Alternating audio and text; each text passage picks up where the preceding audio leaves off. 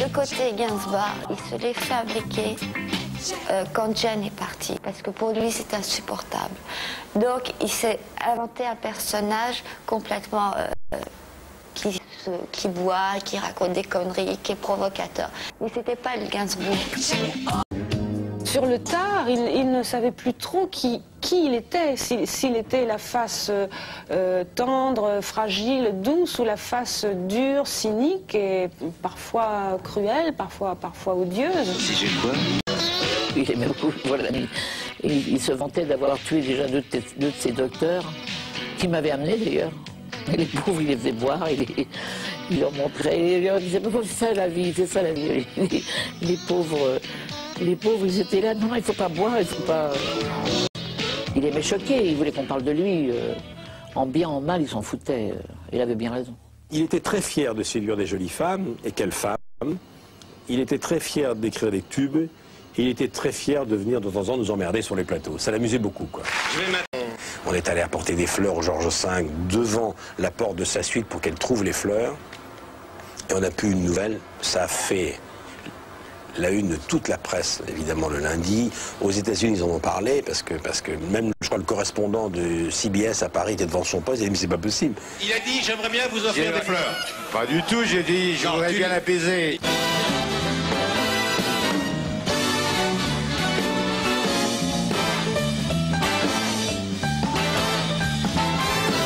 Je serai content quand tu seras mort, vieille canaille. Ah bon? Ouais. Je serai content quand tu seras mort, vieille canaille. Oh. Tu n'as rien pour attendre. Je saurais bien te descendre. Je serai content de voir te fondre, vieux chien. Voilà, tu as bras ouverts, vieille canaille. Toujours ton couvert, vieille canaille. T'as brûlé tous mes tapis, t'as même fumé dans mon lit, t'as cité tout mon whisky, un bandit. La connerie, c'est la décontraction de l'intelligence. Alors, des fois, je me permets d'être con. Et sciemment. Un Gainsbourg, il a pu peut-être un peu dire aussi des choses qu'il avait peur de dire autrement, et que comme ça, si quelque chose s'est passé, c'était pas lui qui prenait, c'était Gainsbourg. C'est vrai qu'il était devenu aussi d'une irrévérence, alors que moi j'aimais un peu avec ses lunettes d'intellectuel, avec ses costumes un peu, oui, psychiatre, fou.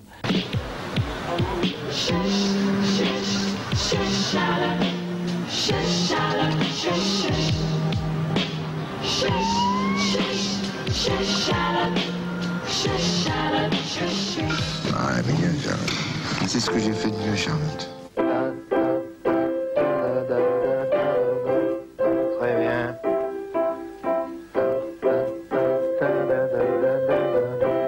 Alors maintenant, on va le joli passage.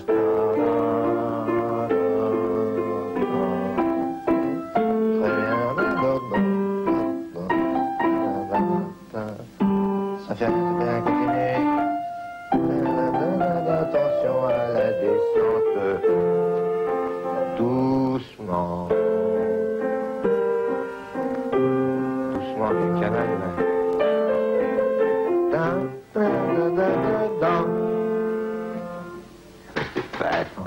Dès son arrivée pour lui, elle était une sorte de perfection.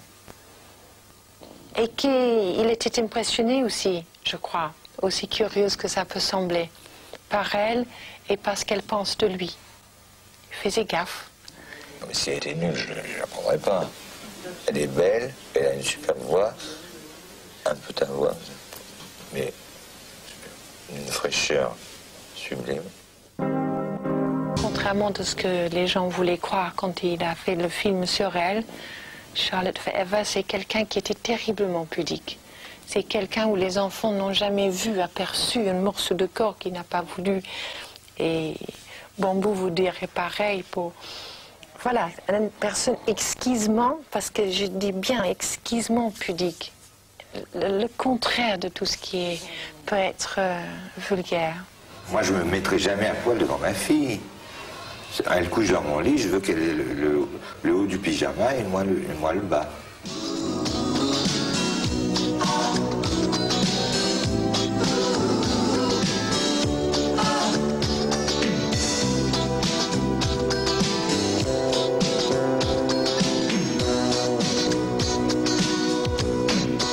Charlotte Forever, je pense que c'est un miscasting, c'est-à-dire une erreur de casting. Je n'aurais jamais dû jouer le papa. Et j'aurais jamais dû jouer le papa, c'est trop dangereux. J'ai fait une connerie.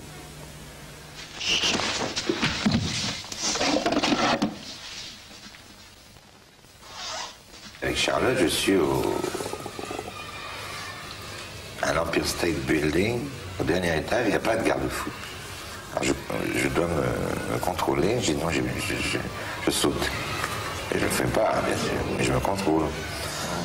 En filigrane avec Charlotte, il y a bien sûr une tentative érotique.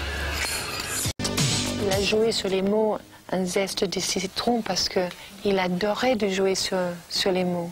Et puis c'est vrai que c'était une trouvaille.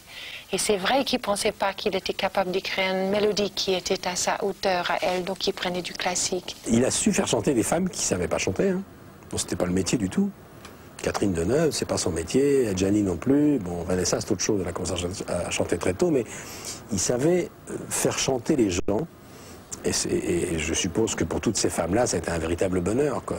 Avoir un gars qui vous habille sur mesure, qui va vous faire sortir un son que vous n'imaginez pas que vous pourrez sortir un jour. La chanson avec Serge, oui, la chanson tout court, j'aime ça, mais je ne sais pas si je pourrais autrement. C'est un tout. C'est un tout. Vous avez accepté, Catherine, aidée par Serge, de vous lancer et de la chanter. Alors on va l'écouter, c'est la chanson du film. Non, mais moi je suis aidé par Catherine. Vous êtes aidé par Catherine, d'accord. Musique, Catherine Deneuve et Serge. Il ne voulait pas qu'on prenne des cours de chant, il voulait jouer sur l'émotion, il nous dirigeait, il savait exactement ce qu'il voulait tirer de nous, il savait exactement nos possibilités. Donc, à partir de ce moment-là, il y avait une espèce de contrat entre lui et nous, quoi. On ne pouvait pas le décevoir, puisqu'il avait misé sur nous, donc on était obligé d'y arriver, quoi qu'il arrive. Même si il poussait des gueulantes jusqu'à temps qu'on pleure, parce qu'il pensait qu'on pouvait mettre un peu plus d'émotion dans tel mot, il le faisait, sans aucun scrupule. C'est important dans le film qu'il y ait des scènes de violence entre eux, d'amour et de violence, et je sais pas, je trouvais que le couple marchait, qu'elle pouvait vraiment avoir une grande passion pour le personnage incarné par Serge. Arrête de jouer, merde, arrête de jouer, écoute.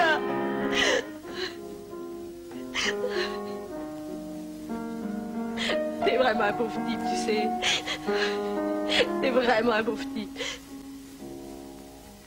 J'aime pas la vulgarité. Et chez certaines actrices, il n'y a pas de vulgarité, il n'y a pas un gramme de vulgarité.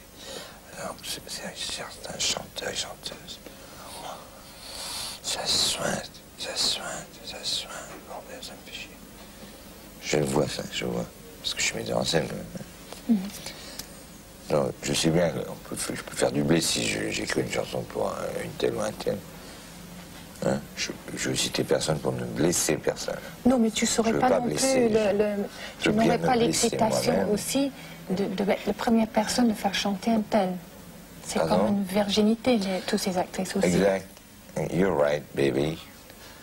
Exact. Oui, ça je comprends tout à fait. Ah oui, et puis aussi c'est promiscuité avec de jolies filles, c'est pas dégueulasse. Il aimait que ça soit des actrices, parce qu'il préférait choisir des gens qu'il admirait, qu'il trouvait beaux, etc. Donc pour lui, faire chanter des actrices, c'était un espèce de challenge entre lui et son métier, quoi. Il voulait pas... quand il découvrait des talents, il voulait que ça reste haut de gamme, comme il disait, quoi. Il voulait ce qu'il y avait de mieux, quoi. S'il donnait une chanson à quelqu'un, il assistait non seulement à la séance, il s'occupait des orchestrations et il dirigeait complètement la séance. Il était le patron de la séance. Et il a fait ça avec tout le monde, pas qu'avec moi. C'était pas un privilège personnel, c'était vraiment une... et puis, il n'y a pas une demi-note ou quelque chose qu'on pouvait faire à côté. Il était extrêmement sévère, extrêmement sévère, même dur. Parce qu'il ne comprenait pas qu'on puisse abîmer une chanson. Il était vraiment étonnant. Quand on allait voir Gainsbourg, on allait le voir pour ce qu'il savait faire et pour sa personnalité. Pour qu'un petit peu de ce génie-là se glisse à l'intérieur de vous. L'homme était séduisant dans sa manière de regarder. De regarder sans avoir l'impression, sans vous donner l'impression qu'il vous observait. C'est le genre de personne qui vous regarde et à la dérobée et qui sait très rapidement, qui attrape très rapidement l'essentiel, qui va très rapidement à l'essentiel. Et quand il faut y aller, j'attaque. Regardez la musique. La musique, là, violon, piano, musicien, ouais. Hautbois, flûte, contrebasse, basson, pipeau. On s'est rencontrés, c'était assez difficile parce que de voir les photos de Bardot, de Jeanne partout, et c'est vrai, il me disait, mais j'ai pas besoin d'avoir de tes photos puisque tu es là. Mais bon, ça fait toujours... enfin, je comprenais pas trop, quoi. Il disait une chose très jolie. Il disait qu'il avait sauvé une vie en donnant la vie. Et je crois que là, on résume à peu près tout ce qu'il pouvait être. Un papa tous les jours, c'était pas possible pour lui. Mais quand il décidait de partir en vacances, de venir le week-end, c'était un papa génial. D'ailleurs, moi, je l'appelais mon petit papa. Et un jour, Lulu m'a dit, on a le même papa. J'ai dit oui, moi, c'est un papa adoptif. Mais il a dit oui, mais tu l'appelles aussi ton petit papa. Donc, il était un papa génial. Moi, je venais d'accoucher de Maxime et je l'allaitais. Et lui avait un petit Lulu qui, je crois, a 6 mois de plus que mon fils. Et il parlait de l'allaitement, des bébés. Enfin, je me souviens que la conversation a tourné autour de ça pendant très longtemps. L'image que je conserve, c'est cette parenthèse de tendresse. Plus que tout ce qui est autour, plus que la chanson elle-même qui, de toute façon, est là. Elle vivra toujours. Mais de lui, de l'homme, c'est cette tendresse. C'est un papa. Très souvent, c'est incompréhension du public, agressivité de ta part. C'est un réel plaisir pour toi aujourd'hui d'être sur scène? C'est le mot exact est émouvant. C'est-à-dire des gamins qui pourraient être mes enfants, allument leur briquet sur un javanaise. Je veux dire que pour la première fois, j'étais pas habitué à ça. Enfin, j'ai jamais vu ça, j'ai jamais fait de grandes salles. Des petits gamins. La chanson, il n'était pas né. Eh bien, je me suis mis à chialer. Le temps d'une chanson.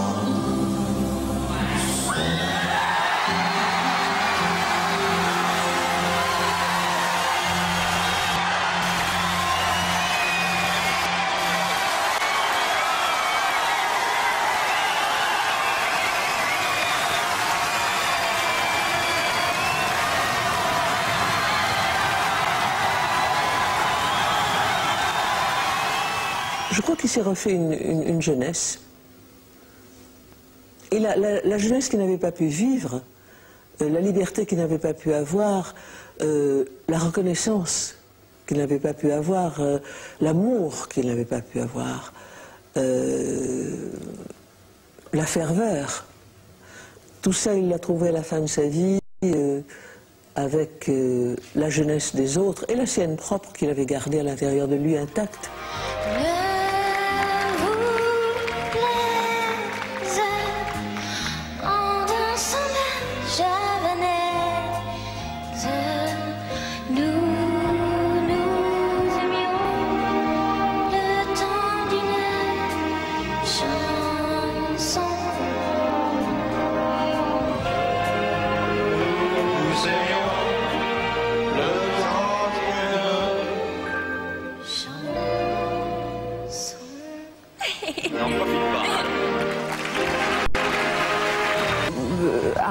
fait, tout le monde me connaissait, mais le Gainsbourg que j'avais gardé en tête, c'était le Gainsbourg de Whitney.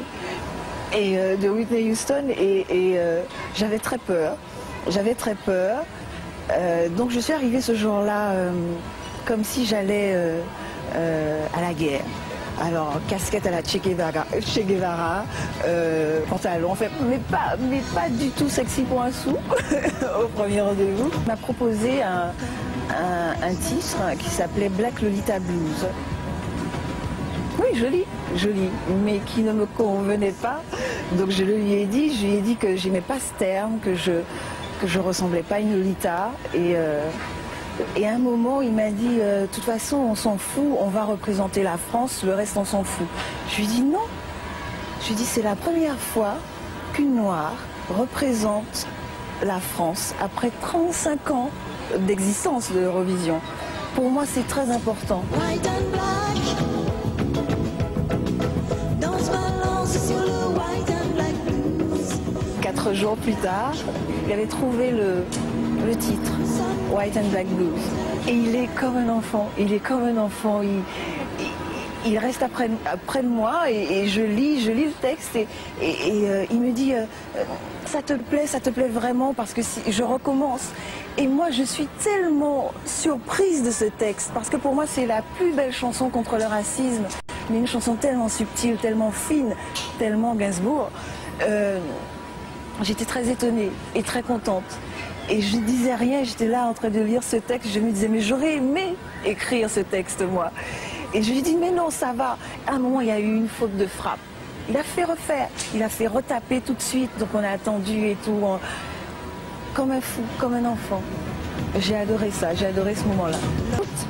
Qu'après, il était très difficile pour moi d'accepter un texte. Après Birkin et Vanessa Paradis, d'avoir été sa dernière interprète, c'est pas ce que j'aurais aimé. J'aurais préféré qu'il me fasse un album entièrement, qu'il me produise un album entièrement. Il a évolué beaucoup, mais il est resté le même. Et c'était tout à fait normal. Ce n'est pas parce qu'on évolue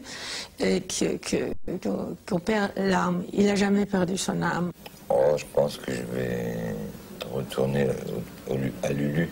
Enfin, je vais me remettre à la peinture. Ah oui, je comprends ça, oui. Et je prendrai ton boudoir, j'en ferai un atelier de peinture. Je ferai venir des mannequins. C'est ça que tu veux vraiment faire? Oh, il faut que je retourne à la peinture. Absolument, je retourne à la peinture. Je veux le silence, bordel. Je veux le silence. Le silence. Pas la musique. Je veux plus la musique. Je veux le silence. Il avait eu cet enfant merveilleux avec Bambou, le petit Lulu. Mais il était quand même dans une immense solitude. Et moi, à l'époque, j'étais dans une immense solitude aussi. Et on s'est moralement un petit peu soutenus l'un et l'autre, chacun dans notre solitude à l'époque. C'est-à-dire qu'il me téléphonait, ou moi je l'appelais, dans des moments d'extrême détresse de l'un ou de l'autre. On a repris, si vous voulez, un contact très charmant et peut-être un peu triste. C'est bien, c'est bien. Un mec doit souffrir pour s'exprimer, je veux dire. Oui, il faut avoir eu des moments atroces dans sa vie pour des pleins et des déliés. Carré, c'est un coup de poing dans la gueule. Ça, c'est plein et délié. Bonheur, moi, j'ai rien à dire. Moi, je comprends pas. Je comprends pas. C'est quoi, l'autoroute? Bzzz, mip, mip. Mip. J'ai rien à dire là-dessus. C'est un rare privilège de chanter le côté vulnérable d'un grand poète et qui gardait pour lui-même Gainsbourg et des provocations et le côté féminin de l'autre personne. C'était très